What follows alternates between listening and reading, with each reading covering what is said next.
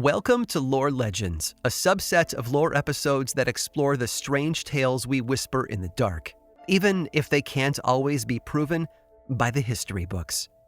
So if you're ready, let's begin.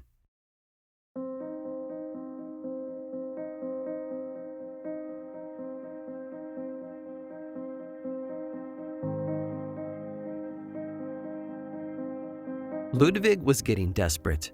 He had been leading a Danish expedition across Greenland on dog sleds for well over a year now, and at this point, they were running low on provisions. The entire purpose of their trip had been to map out as much of northeast Greenland's icy landscape as they could, but they had hit a lot of roadblocks. The few existing maps of Greenland had been inaccurate and had led them astray more than once, costing them precious time. Most of the expedition's men had already gone back to the ship months before. The only ones left out in the wilderness were Ludwig and his two associates, Niels and Jürgen, and it wasn't looking good for them. The year was 1907, so there were no helicopters or airplanes to fly out and rescue them. The three men were on their own, in one of the most desolate places in the entire world. And at first, that hadn't worried Ludwig. His plan had been to get his team across the ice, hunt for more food in the process, and eventually get back to the rest of the group. But now, unexpectedly mild weather had melted the ice they were supposed to cross on, covering their route back to civilization with freezing water. And instead of riding sleds across ice and snow, they were forced to travel on foot over sharp rocks, wearing away their footwear. And to make matters worse, by the time they left their sled behind on October 19th of 1907, the sun was disappearing until springtime, leaving the explorers in the dark. Slowly, one by one, each of the men died. Niels was first, dying of cold and exhaustion. He was soon followed by Ludwig. Jürgen made it the furthest, but eventually he too succumbed, with all their cartography sketches and notes still in his pocket. His body wasn't recovered for another 6 months.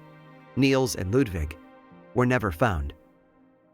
Greenland boasts one of the harshest environments on the planet, and its winters have killed thousands of people over the centuries. But as terrifying as that might sound, the ice and snow there aren't the only things that we should be afraid of. Because in Greenland, if the climate doesn't get you, the monsters will. I'm Aaron Mahnke, and this is Lore Legends.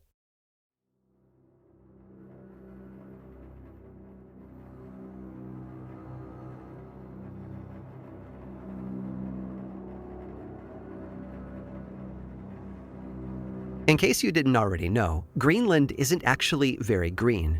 Near the coast, Greenland is slightly more temperate, but the rest of the island remains below freezing all throughout the year, enduring some of the most extreme Arctic conditions on Earth. In fact, a continental glacier covers about 80% of Greenland's landmass, one of only 2 continental glaciers in the entire world. So, naturally, the majority of the population sticks close to the coast, where it isn't coated in ice all year. Life there is hard, and unsurprisingly, Greenland has been abandoned by its residents time and time again. We know of at least 4 distinct cultures that settled Greenland throughout the past, from early Paleo-Inuit to Norsemen to Paleo-Inuit called the Dorset to the ancestors of today's inhabitants, the Proto-Inuit Tula. The Tula made their way there in the 14th century, quickly adapting to the harsh climate and putting down roots. Then the Danish started colonizing Greenland in the 18th century, bringing Christianity with them. And even though Christianity is the country's main religion today, Greenland's culture and their folklore are still largely inspired by Inuit beliefs. Before Christianity came to Greenland's shores, there was no real pantheon of deities that the Tula believed in. But that doesn't mean that their country was devoid of spirits who demanded respect. On the contrary, its icy mountains were teeming with the supernatural, and they were absolutely full of monsters. Everything in Greenland was about survival, and their monster stories were no different. No 2 settlements had the same versions of the same story, and sometimes they didn't even have the same monsters.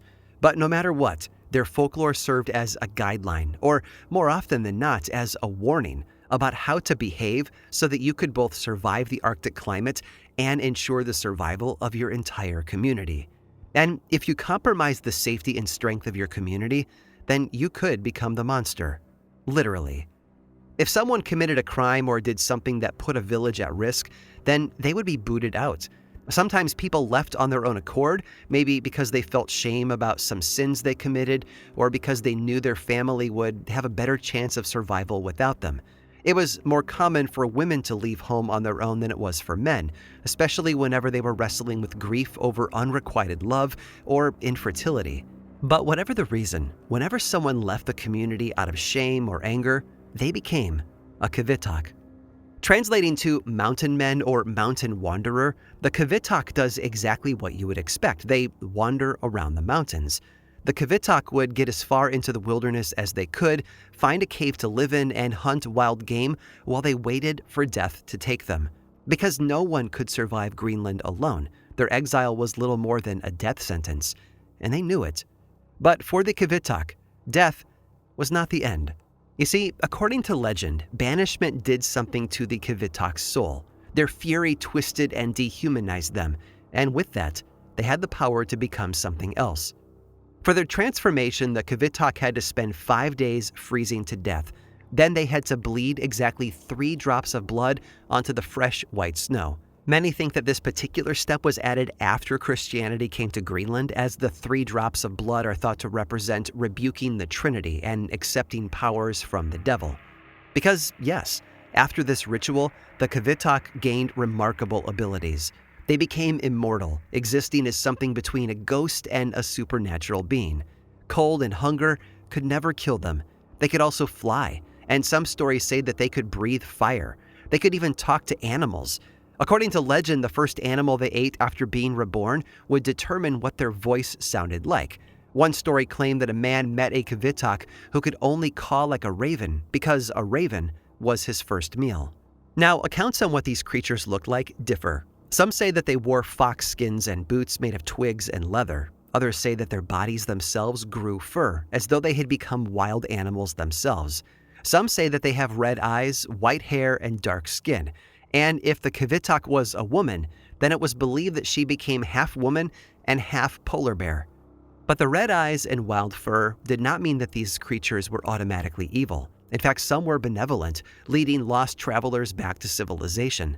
That said, the more malevolent of their kind were known to murder hunters, and sometimes they even got revenge on the people back in their villages who drove them away. Greenlandic folklorist Maria Kreutzmann tells the story of a qivittoq who left his village after his aunt disapproved of the woman he loved. Furious, he abandoned his family and his lover to become a qivittoq.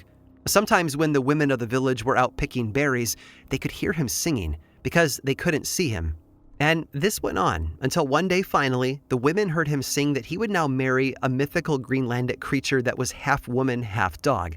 Since he had not been allowed to marry the woman he had loved, then he said that his aunt would just have to be content with her new family member, supernatural or not. His family was devastated, but it was too late. They never heard his voice again. Like so many other qivittoq before him, it had been lost forever.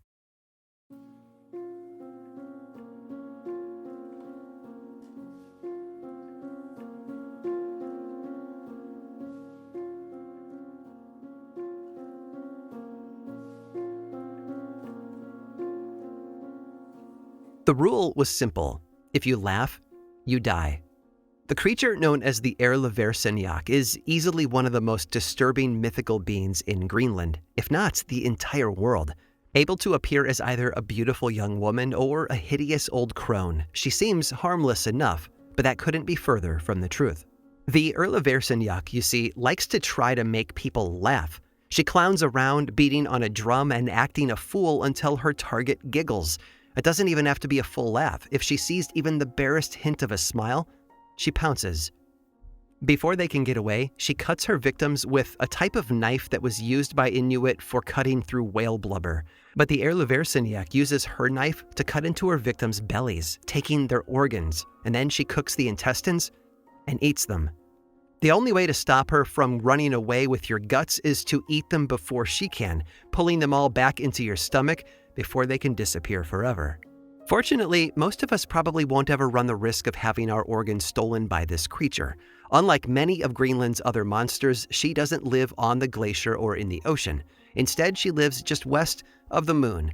But even though she's up in the sky, Greenland still has plenty of stories about people running into her. One folktale tells the story of a husband and wife who offended the moon deity ajunaq. But when ajunaq showed up at their home to confront them, they escaped punishment. The husband defeated the god in a wrestling match, and instead of being angry, the god was impressed. So as a reward, ajunaq invited the husband to visit his home on the moon. He stressed that it was very important that the husband turn right, but the husband got lost and he turned left past the moon instead. And that is when he ran into the qivittoq. As soon as she caught sight of him, she started a silly little dance. Her movements were absurd, and soon enough the husband gave in and smiled. It was the wrong thing to do. As soon as his mouth curved upward, she leapt upon him, cutting out his lungs. Fortunately, the husband was able to flee, snatching his lungs back and eating them as he ran. Another legend tells of a woman who lived in fear of being beaten by her abusive husband. Eventually, she just couldn't take it anymore. She went out into the night calling, "Moon up there, come and get me." And this might seem like an odd thing to do, but it worked. A man with a dog sled suddenly appeared. He was there to take her up to the moon, and the woman, desperate to escape her terrible home, climbed into the sled. When they finally arrived on the moon, she saw a host of mythical creatures hanging about. The man who had given her a ride pointed to a window lit warmly from the inside. Peering through the glass, she saw a feast of seal and caribou meat laid out. The man told her to go inside. This is where she would sleep for the night. Before she went in, though, the man stopped her. He told her, "Do not laugh. There's a person in there who will try to make you laugh, but you cannot let yourself." We don't know what the woman thought of these unusual instructions, but soon enough she would learn why he had given them to her. When she entered the dwelling, she saw that 2 other humans were already seated inside. She greeted them, but they said nothing in response. They just hugged their knees to their chests, where she saw that their innards had been ripped out. Her face must have given away her horror. They told her, "It is because we snickered that we are this way." Soon after this disturbing revelation, a giant knife and a huge pot were both brought into the room. The pot was full of human entrails, and an old woman with stumpy arms and legs soon followed after. She began to work over the cauldron, cooking the organs over a fire. But then she noticed the new woman in the room, and she began to dance.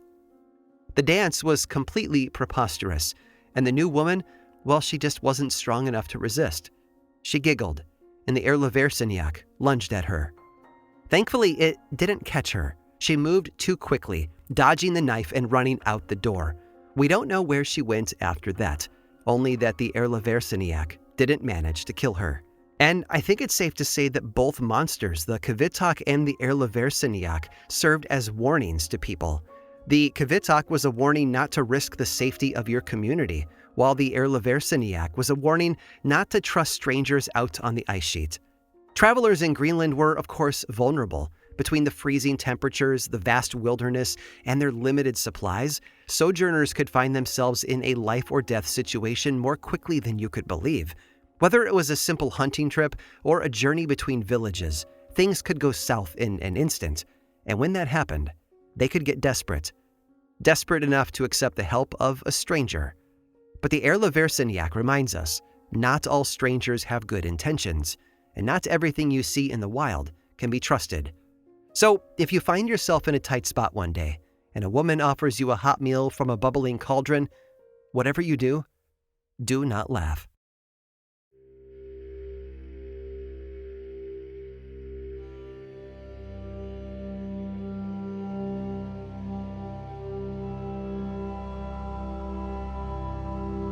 He hadn't meant to kill his brother. The day had started out peacefully enough. Nukungwasik, eager to take advantage of the beautiful weather, had taken his kayak out. Paddling out into the water, he had decided to visit a large island that he had never visited before. But upon his arrival, he saw one of his brothers was already there. His brother was crouched down in a hollow with his back to Nukungwasik. Before he could call out a greeting, he heard his brother whispering, "You are to bite Nukungwasik to death." And he repeated this over and over again. Dread washed over him. He knew what his brother was doing. He was making a tupilak, and he was telling the creature to kill Nukungwasik.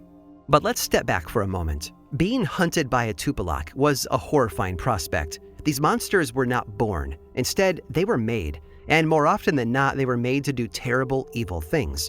Traditionally, the tupilak was formed by the local shaman, and to do so, these shaman had to follow a very specific process. First, they had to gather specific pieces and parts from dead animals and from human corpses. This could include anything from bones to hairs to antlers.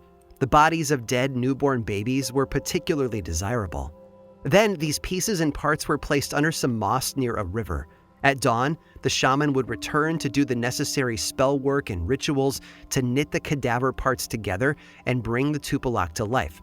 After it awoke, the monster would feed to grow stronger, and then once it was ready, it would embark on its nefarious mission. Tupilak all looked different from one another, often taking on a mishmash of physical qualities based on the creatures they were constructed out of, a sort of hybrid corpse, if you will, thin, skeletal, and bloodthirsty.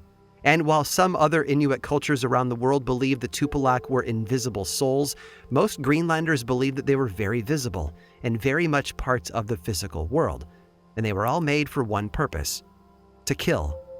You see, a tupilak was created to carry out a shaman's vengeance against their enemies. In fact, they were often referred to as avengers, but don't mistake them for superheroes. No, they were the furthest thing from it. Every tupilak had special abilities to help it succeed in its task, and each one's powers were different from the other, which meant that their methods for killing varied. Some would attack like a wild animal, biting and ripping their victim to pieces. And while I won't get into the details here, others took it further and crossed some pretty horrible lines. And the trouble was, there wasn't anything that you could do to stop a tupilak attack, unless that is you were a shaman. Powerful shaman could send a tupilak back to its creator, and then the tupilak may kill their master instead. But if you weren't a shaman yourself, then it was almost impossible to survive a tupilak attack. Which brings us back to Nukungwasik.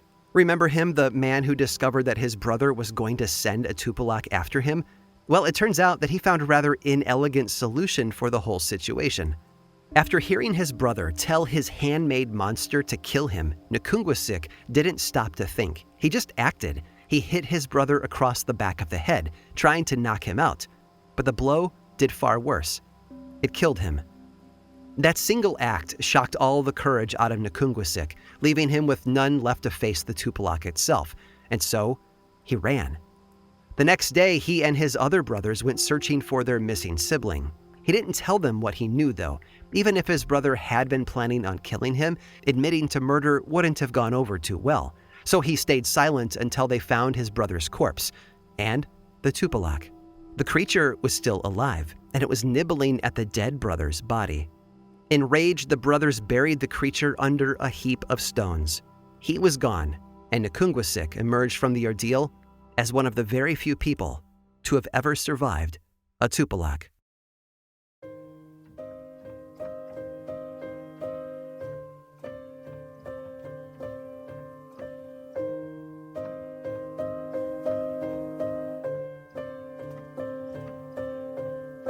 One of the primary causes of human evolution over the millennia has been climate. Moving from one region of the globe to another always forced our ancestors to shift slightly, to become better suited to the world they lived in. And it's easy to see solid examples of that adaptation in Greenland. But people aren't the only thing to change over time. Story evolves as well, and that's even true of the tupilak. It may have started out as the most feared monster in Greenland, but the reputation has changed since then. Greenland was isolated for thousands of years, but during the 18th and 19th centuries, Europeans started to explore the island. And once they started learning about the Tula culture, they developed a fascination with the tupilak. And remember, these were organic creations, a sort of Frankenstein's monster crafted out of body parts from both humans and animals, which meant that they decayed and disappeared over time. So, with no physical examples of tupilak to show Europeans, the locals found a new solution. Residents of East Greenland started carving little statues to represent the tupilak, and others eventually followed in their stead. The carvings were all unique from each other, each one sporting different physical attributes from both animals and people. Even so, they all shared a few similar features too: large nostrils, rounded eyes, small pupils, and tongues sticking out. Unlike their folkloric counterparts, they looked more mischievous than menacing. The European explorers were delighted by these little carvings, and they bought them all. So Greenland's residents made more and more of them, and those were purchased as well. And over time, the tupilak became the first mass-produced Greenlandic merchandise. Since the 20th century, they have been the cornerstone of Greenland's tourism souvenir industry. And little by little, the public perception of the tupilak changed. Today, these carvings are seen as protective charms. Their power as avenging monsters has been neutralized, and the little statues serve as guardians instead. And they're not just big within the tourism industry, they've even become popular housewarming gifts as well, evolving from monstrous to harmless. At least the handheld carved variety, that is. But the stories still exist. And in folklore, the tupilak still roams across the ice sheet, searching for retribution.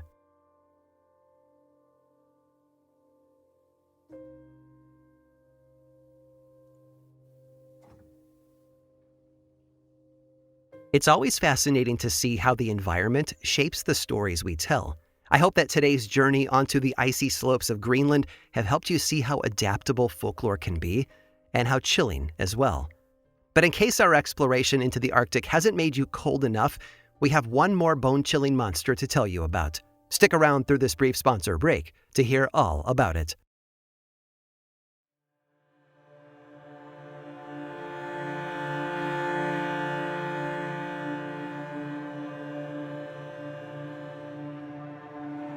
What do you do when you can't trust your own eyes? Traveling through extreme temperatures can do funny things to your vision. In a desert, you might see a mirage of an oasis. And in Greenland, you might see a mirage of the phantom island Fata Morgana land. Sometimes Greenland's harsh summer sun can bounce off the ocean in the exact right way, and it can create the illusion of an island floating in the waves. It looks as though it isn't too far away, it's just on the horizon. If you sail for a few more minutes, then you'll reach it. But nobody ever does, because it's not real. Fata Morgana land isn't the only mirage in Greenland. In fact, illusions along the horizon aren't uncommon in extreme polar regions. Travelers have frequently reported mountains or forests looking much nearer than they actually are. They keep getting bigger, but they never get any closer. And if I'm honest, it would be easy to just blame this on a trick of the light. But some people blame it on something else: the ajunaq.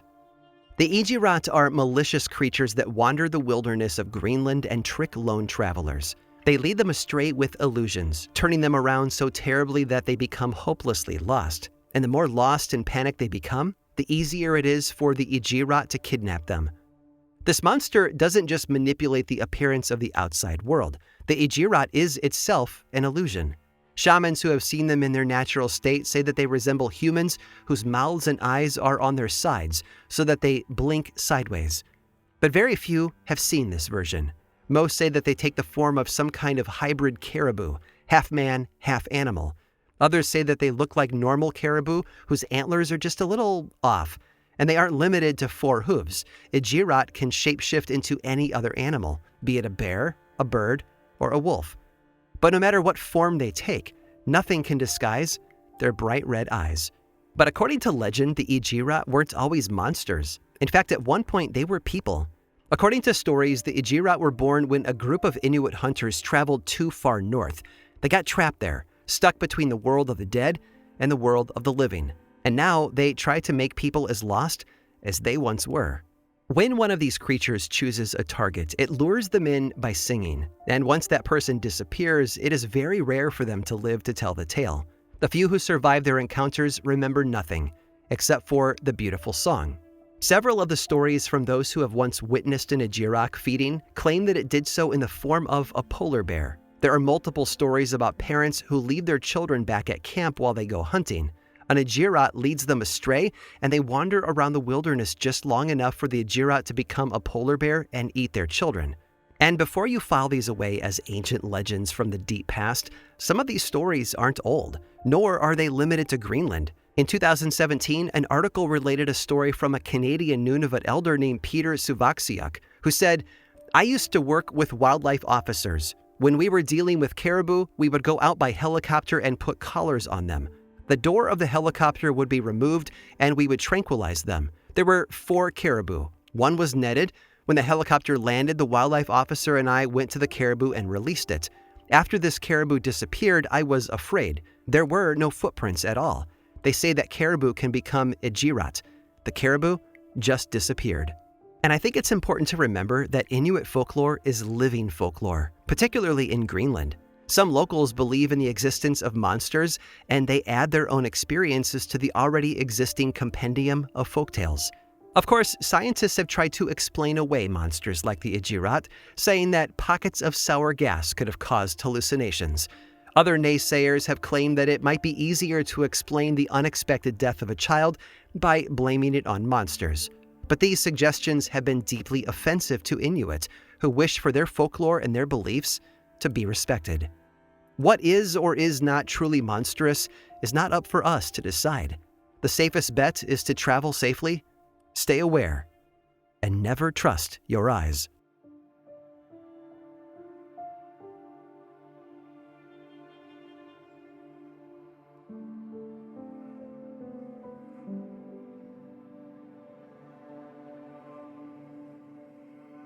This episode of Lore Legends was produced by me, Aaron Mahnke, with writing by Alex Robinson and research by Jamie Vargas. Real talk for a second here, folks. I know that ads are annoying, but I do have a solution for you. There's a paid version of Lore on Apple Podcasts and Patreon that is 100% ad-free. Plus, subscribers get weekly mini episodes called Lore Bites. It's a bargain for all of that ad-free storytelling and a great way to support this show and the team behind it. For more information about those ad-free options, go to lorepodcast.com/support. And of course, Lore is much more than just a podcast. There's the book series available in bookstores and online, and 2 seasons of the television show on Amazon Prime Video. Information about all of that and more is available over at lorepodcast.com. And you can also follow this show on Threads, Instagram, Facebook, and YouTube. Just search for Lore Podcast, all one word, and click that follow button. And when you do, say hi. I like it when people say hi. And as always, thanks for listening.